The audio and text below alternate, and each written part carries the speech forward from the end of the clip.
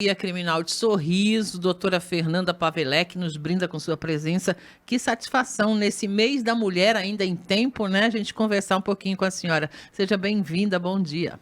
Bom dia a todos e todas. Bom dia, Marlene, Milena e Raíssa. Com muita satisfação, né? Fiquei muito feliz de ser recebida aqui, de conversar com essa equipe tão maravilhosa que vocês têm aqui. E é um assunto que eu adoro, né? Vamos lá. Não é o mais ideal a gente falar de violência contra a mulher, mas vamos falar no geral, mulheres, e a promotoria criminal, obviamente, lida com uma situação específica. Muitas mudanças na lei, um pouquinho de arroxo, mas ainda falta muita coisa, né, doutora? Então, a gente até estava conversando essa semana, né, Sim. Marlene? Acho que o que está faltando é a gente olhar lá para o início. Porque quando a gente chega no final, que é a prática da violência, quando ela já foi praticada, a gente fica refazendo o caminho para tentar achar a origem disso. Porque o interessante é a gente resolver. Exato. Não é pegar o problema pronto e dar uma arrumadinha aqui nessa bagunça que ficou. Maquiar, né? O interessante é o que nós vamos fazer para que a mulher não seja mais alvo de violência no Brasil. Em Sorriso, se a gente quiser pensar o micro, né? Na nossa casa, no nosso bairro, na nossa cidade, no nosso estado e no nosso país. Mas é o que acontece na nossa casa, no nosso bairro, na nossa rua, é tudo igual. Por quê? É educação. É uma cultura milenar de que a mulher venha a ser essa vítima, digamos assim, que ela seja de alguma forma agredida, né, doutora? Então, começa... Eu não sei se já explicaram dessa forma para vocês. Vamos lá. Mas quando eu recebi essa explicação, ficou muito mais fácil. Exatamente. O que acontece? O machismo, ele causa a violência contra a mulher e contra o público LGBTQIA+. E nós, mulheres, temos que nos dar conta que nós somos minoria por quê? Porque nós somos discriminados, né? Sim. E da mesma forma, pelo mesmo motivo, por causa do machismo. Por que o machismo faz isso? Porque o machismo é aquele estereótipo. É aquela questão do gênero. O que é o gênero? O gênero é quando, né, fica pré-estabelecido que o menino vai se comportar dessa forma e a menina vai se comportar daquela forma. Isso é gênero. Gênero masculino e gênero feminino. Certo. Então, quem se comporta do jeito esperado para o menino é o menino, masculino. é o homem, né? E quem se comporta... E esse jeito, ele é pré-estabelecido por nós, sociedade. É um conceito que vai se formando. Então, a gente recebe esse conceito de muitas gerações. É uma cultura popular. Vocês pensam como é que leva tempo para a gente formar essa cultura popular, né? E aí, o homem, educado nessa cultura, e a mulher também, educada nessa cultura, de que mulher tem que se comportar assim e o homem assim, tem que usar rosa, tem que usar azul, não pode sair, tem que ser recatada, boazinha, né? E o homem tem que ser machão e bruto. Né? O cara que sustenta a casa, que sai, que pode fazer o que quiser, e a mulher tem que obedecer. Essa é uma cultura que a gente recebeu. Tem milhares de músicas aí que a gente... Amélia, né? Que retratam isso, essa realidade. Isso, Amélia, por exemplo, né? Que aquela música é clássica, né? Que fala... Amélia que era mulher de verdade, né? Mas aí... É um homem que canta. O que acontece? O que acontece? Por que onde que está a violência nessa explicação? Acontece que o machão, o homem, né? Quando ele percebe que a mulher ou o outro coleguinha dele que é homem se comportam fora daquele padrão que ele recebeu, a violência acontece. Então, quantas vezes eu recebi o relato de que a mulher foi agredida, e eu não falo só fisicamente, mas... Psicologicamente também. Não, de todas as formas que vocês podem imaginar, né? Emocionalmente, né? Porque é exatamente como tu falou, psicologicamente, porque chama sua vagabunda, ou, né? Enfim. Gorda. Exatamente, esculacha a mulher, enfim. Quantas vezes ela já não foi agredida pelo parceiro, pelo marido, ou até por algum familiar, quando ela se comportou de uma forma, por exemplo, não fez o almoço. Diverso Na do hora que certa. determinaram. Exatamente. Por que que a casa não estava limpa? Por que que ela não estava em casa esperando ele quando ele chegou do trabalho? Por que que ela tem que sair com os colegas de trabalho? Por que que ela tem que trabalhar, afinal de contas? Né? Aham. Tem muitos e muitos homens hoje que não deixam, a gente vê por aí, a gente vive numa falsa ideia de que os direitos são iguais entre homens e mulheres. Isso é mentira. E eu demorei muito tempo para me dar conta que o que está escrito na Constituição Federal, que é a igualdade, né, Aham. entre homens e mulheres, é uma coisa que está só no papel. É utópico. Eu demorei Na realidade muito nossa. para entender isso, porque eu achava que não, eu achava que eu nunca tinha sido vítima de machismo. E ele é estrutural, infelizmente, é como o racismo. As condenações aí da Corte Internacional estão vindo para escancarar na nossa cara que o Brasil é um país onde reina o preconceito. Dentro da justiça, inclusive, vamos botar o dedo na ferida do Ministério Público e do Judiciário. É absurdo. Todos precisamos tirar momentos, pelo menos, e tempo para pensar, para modificar essa realidade, porque ela sempre é passível, assim como, ainda que ao longo do tempo, não é a curto prazo. Mas se a gente ficar quietinho, vai mudar alguma coisa, né, doutora? Tem que falar sobre, é importante falar sobre. Gente, e é aquela história. Não é o grito dos maus, Martin Luther King, né? Não é o grito dos maus que me preocupa. É o silêncio dos bons.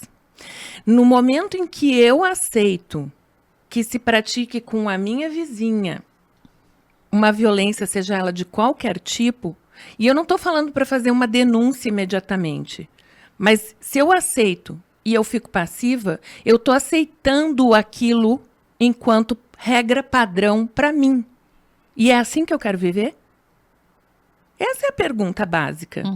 Só que eu acho que a gente precisa começar na escola. E mudar o paradigma é muito difícil. Eu vejo aí, ó, no meio que eu vivo, né? O judiciário, Ministério Público, advogados, advogadas, esse meio. Pessoas já com um curso superior, né? Que pelo menos deveriam, então a gente parte do pressuposto que tem conhecimento do que está sendo falado em termos de direitos humanos das mulheres, direitos humanos. Sim. Hoje em dia, né? Porque quando a gente fala em direitos humanos das mulheres, quando a gente fala em direitos humanos dos negros, quando a gente fala em direitos humanos do grupo LGBTQIA+, a gente está dizendo que a esses grupos, simplesmente que a esses grupos não é reconhecido, que esses grupos são discriminados. E são. Muito, né? Nesse meio que eu vivo, dentro do judiciário, eu vejo a dificuldade. Nós já temos aí 2 protocolos, né? É um protocolo de como julgar uma ação e com perspectiva de gênero, por exemplo, quando se trata de uma mulher, e principalmente quando se trata de uma mulher que foi vítima já de violência doméstica. O advogado pode gritar lá dentro do processo que houve violência doméstica, que se aplique o protocolo, que é uma resolução do CNJ. E o magistrado simplesmente patrola. Ignora. E isso é a regra. Aí Eu é. trabalhei com... Sabe? Eu poderia citar aqui e contar nos dedos de uma mão só dos magistrados que eu vi prestar atenção nesse protocolo. É difícil. E foi porque criado eles para não- se julgar de forma justa, digamos assim. Exatamente. Ninguém quer um julgamento como aquele que ocorreu com a Mari Ferrer. Eu não estou nem dizendo que ela é de fato vítima, mas ela estava na posição de vítima, e se for? Quer dizer, como é que a gente aceitou tratar uma pessoa que pressupostamente foi vítima de um estupro, de vulnerável, porque ela não tinha como dar consentimento? Esse assim... É o mínimo. Ela está numa condição de vítima. E ela foi transformada em ré naquela audiência, gente. É o Brasil. É um absurdo um judiciário assim. Bom, a senhora né? dizia numa palestra nessa semana na instituição de ensino em Anhanguera aqui que a própria Lei Maria da Penha, que talvez seja o maior marco, né, que a gente na atualidade conheça em relação a essa situação aqui no país, veio porque a Corte Internacional, de certa forma, pressionou, que pelo Brasil por si não faria. E eu vou dizer uma coisa, assim, sabe? Quando a gente vai estudando essas decisões e o caminho que o Brasil trilhou, assim, no panorama internacional, é É ridículo. É ridículo, porque, sabe, assim, ó, esse da Maria da Penha, depois de simplesmente ignorar completamente aquela mulher enquanto ser humano, vítima de uma violação grave aos direitos humanos, a vida, né, que é o maior patrimônio que a gente tem, ela simplesmente teve que recorrer. São muitas lutas que a pessoa trava até chegar numa corte, numa comissão, que seria o... Vamos falar assim, para entender, é o órgão que acusa, é a Comissão Internacional, né, de Direitos Humanos. Chegou na comissão, até a comissão fazer um relatório, a comissão faz uma investigação enorme, né?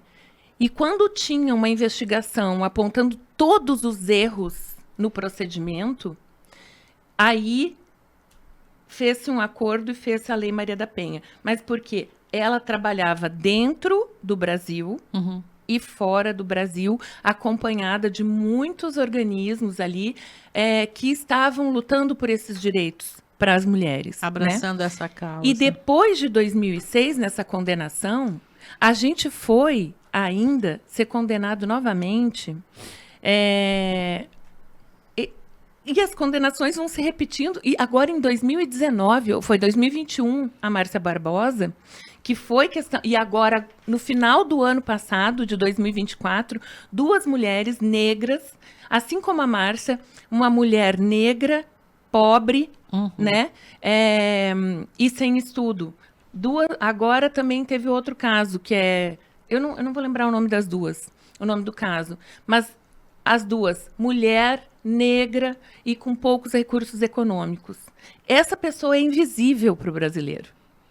Precisamos trabalhar essa realidade. Exatamente. E quais são os erros que o Brasil comete em todos os casos?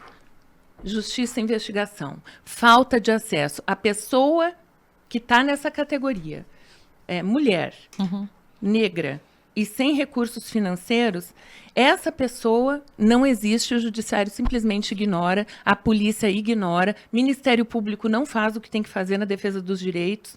Então, assim, a gente tem que rever os nossos próprios conceitos. Eu digo assim, olhando para mim, o que eu tenho que fazer.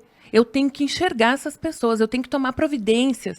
E eu não estou apontando dedos para os outros, não. Eu estou tomando providências em relação às minhas condutas, né? Porque é assim que a gente começa uma mudança, é pela gente. Perfeito. Né? E diante de todo esse quadro, a gente não pode estender muito, que temos mais uma entrevista ainda, mas a gente tem que lembrar que essas mulheres é que estão sempre sendo convidadas a efetuar a denúncia, né, doutora, da violência. Essas que são as vítimas na maioria dos casos.